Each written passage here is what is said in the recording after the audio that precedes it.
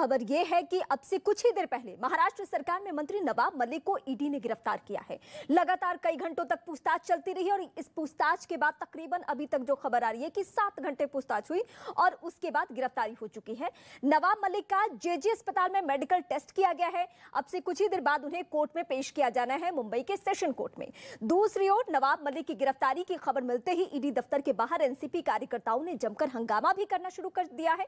ED ने underworld से कथित संबंधों वाली एक संपत्ति के सिलसिले में नवाब मलिक को तलब किया था, जिसके बाद सुबह 7 बजे करीब ईडी की टीम पहुंचती है नवाब मलिक के घर पर और कुर्ला में उनकी मौजूदगी थी। उसी घर पर टीम पहुंची और उन्हें लेकर ईडी दफ्तर पहुंची और लंबी पूछताछ के बाद उनकी गिरफ्तारी अब हो चुकी है। गिरफ्तारी के बाद सवाल बहुत सारे उठ रहे हैं, लेकिन सवालों के साथ साथ जब नवाब मलिक मीडिया के सामने आए, जब ईडी की टीम उनको गिरफ्तार कर लेके जा रही थी, तो उन्होंने कहा कि वो लड़ेंगे और जीतेंगे। शिवसेना ने इस कार्रवाई को महाराष्ट्र सरकार के लिए चुनौती कहा है, तो एनसीपी इसे बदले की कार्रवाई कह रही है, जबकि बीजेपी का कहना है कि जो जैसा कर रहा है वो भुगत रही है। सवाल यह है कि नवाब मलिक पर आरोपों की सच्चाई क्या है, लेकिन इस बीच नवाब मलिक को पहले आप सुनिए।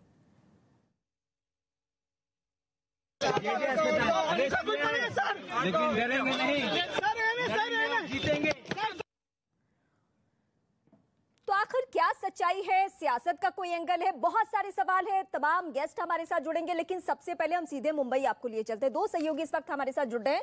विवेक गुप्ता जो कि कोर्ट से इस वक्त सेशन कोर्ट से मुंबई से जुड़ रहे हैं, और दिवाकर सीएम हाउस से, यानी वहां भी आपात बैठक चल रही है क्योंकि एक सरकार में मंत्री है वो। विवेक, सबसे पहले मैं आपसे समझूंगी, अभी पिछले तकरीबन 4 से 5 घंटे में जो हलचल रही है, सबकी निगाहें हैं क्योंकि नवाब मलिक वो चेहरा है जो कि कई सारे मामलों में जब वो खुलकर सामने आकर बोल रहे थे या प्रेस कॉन्फ्रेंस कर रहे थे तो बहुत सारे सवाल उठ रहे थे। देवेंद्र फडणवीस का वो प्रेस कॉन्फ्रेंस जिसमें बहुत सारे एंगल की बातें निकलकर सामने आई, आज वो दिन जब उनकी गिरफ्तारी हो चुकी है, क्या एंगल है, क्या मामला है, हमारे दर्शक समझना चाहते हैं। रीमा, देखिए, ये जो पूरा मामला है उस पर ईडी ने उनके ऊपर जो आरोप लगे हैं नवाब मलिक के ऊपर, वो आपको बताना चाहेंगे कि नवाब मलिक का घर मुंबई के कुर्ला इलाके में है और उसी कुर्ला इलाके में एक बहुत बड़ी जमीन का प्लॉट खरीदने में उनके ऊपर आरोप लगे हैं कि वो जमीन का प्लॉट उन्होंने 1993 बम धमाके के दोषी सरदार खान से वो प्लॉट लिया है और उस प्लॉट की जो कीमत है वो करोड़ों रुपए में है, लेकिन नवाब मलिक ने अपने पावर की वजह से और अंडरवर्ल्ड लिंक की वजह से उस प्लॉट को काफी सस्ते में खरीदा है। उसको लिए ये पूरा आरोप लगा था, उसको लेकर पूरी जांच चल रही थी। आपको बताना चाहेंगे कि सबसे पहले एनआईए ने एक मामला दर्ज किया था जिसमें इकबाल कासकर, दाऊद इब्राहिम पूरे मामले में आरोपी थे। उस मामले की जांच करते करते समय जब पैसों के लेन देन की बारी आई तो ईडी इन्फोर्समेंट डायरेक्टर ने एनआईए की एफआईआर की बेस पर अपनी जांच शुरू करने के बाद 1 हफ्ते तक ईडी ने इस पूरे मामले में जांच की और दाऊद इब्राहिम की जो बहन हसीना पारकर है उनके घर पर छापेमारी भी की थी। उसके बाद हसीना पारकर बहुत बड़ा मामला है। मुझे बस एक पॉइंट ये आपसे जानना है कि क्या किसी ऑफिसर से बातचीत आपकी हुई है? कुछ भी ऐसा पॉइंट उन्होंने स्वीकारा है नवाब मलिक ने जिसकी वजह से उनकी गिरफ्तारी हुई हो? देखिए रीमा, इस पूरे मामले में ईडी जो सूत्र है उनका साफ तौर पर कहना है कि जब नवाब मलिक को इसके बारे में पूछताछ की गई तो नवाब मलिक ने इस पूरे आरोपों को उन्होंने गलत बताया। उनका साफ तौर पर कहा है कि उन्होंने अंडरवर्ल्ड के साथ कोई लिंकअप नहीं है। लेकिन ईडी ने यह भी कहा है कि जो सवाल जवाब उनकी प्रॉपर्टी को लेकर बातचीत हो रही थी उन सवाल जवाब का नवाब मलिक ने ठीक से जवाब नहीं दिया। तो कहीं ना कहीं ईडी के अधिकारियों के पास कुछ न कुछ ऐसा सबूत जरूर है। उसके बाद ही ईडी ने नवाब मलिक को आज दोपहर तकरीबन 2:45 पर उन्हें अधिकारी गिरफ्तारी दिखाई गई है। बाकायदा उन्हें हाई प्रोफाइल गिरफ्तारियां हुई है उसमें सच्चाई यही रही है कि जब तक टीमों के पास कोई पुख्ता सबूत ना हो, किसी सवाल के जवाब देते में कोई चेहरा फंसता ना हो, तब तक गिरफ्तारी होती नहीं है।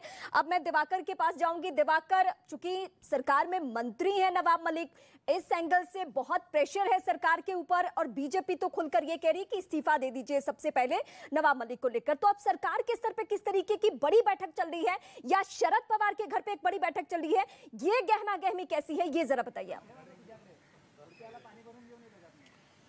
देखिए रीमा, पहली अपडेट मैं आपको दे दूं तो मैं वर्षा बंगले पर मौजूद हूं। उद्धव ठाकरे का सरकारी बंगला है मेरे पीछे और यहां पर इस वक्त जो जानकारी मिल रही है कि सीएम उद्धव ठाकरे मौजूद हैं। इंतजार है कि जो उनके मंत्रिमंडल के तमाम मंत्री हैं वो यहां पर पहुंचेंगे और उसके बाद वो जो आपात बैठक की बात कही जा रही है वो शुरू होगी। लेकिन इसके पहले जो सिल्वर ओक है, शरद पवार का जो घर है, वहां पर जो है इस वक्त एनसीपी के बड़े नेताओं की बैठक चल रही है, जिसमें दिलीप वलसे पाटिल जो गृह मंत्री है महाराष्ट्र सरकार के, इसके अलावा जयंत पाटिल जो महाराष्ट्र के प्रदेश अध्यक्ष है एनसीपी के, इसके अलावा जो डिप्टी सीएम है अजीत पवार वे तमाम बड़े नेता जो है इस वक्त शरद पवार के साथ बैठक कर रहे हैं। और जो जानकारी मिल रही है कि उस बैठक के बाद सीधे, क्योंकि सिल्वर ओक की जो दूरी है सीएम हाउस से महज कुछ मिनट की दूरी है, और ऐसे में वहां से जैसे ही बैठक खत्म होगी यहाँ पर तमाम नेता पहुंचेंगे। और आपात बैठक इसलिए बुलाई गई है कि आखिर नवाब मलिक को लेकर सरकार को क्या फैसला करना है, क्या उन्हें इस्तीफा देने के लिए कहना है या नहीं कहना है, या अगर नहीं कहना है तो क्या पूरी सरकार जो है वो जो है उनके पीछे खड़ी है उनको सपोर्ट करने के लिए, ये देखना अहम होगा। क्योंकि इस बैठक के बाद के सामने चुनौती है भी, क्योंकि कल सुप्रीम कोर्ट ने पूर्व कमिश्नर को लेकर जो स्टेटमेंट दिया है, पुलिस के ऊपर से भरोसा उठ सकता है। ये राज्य सरकार को लेकर जो सुप्रीम कोर्ट की तल्ख टिप्पणी रही है उसको लेकर भी हम बता सकते हैं।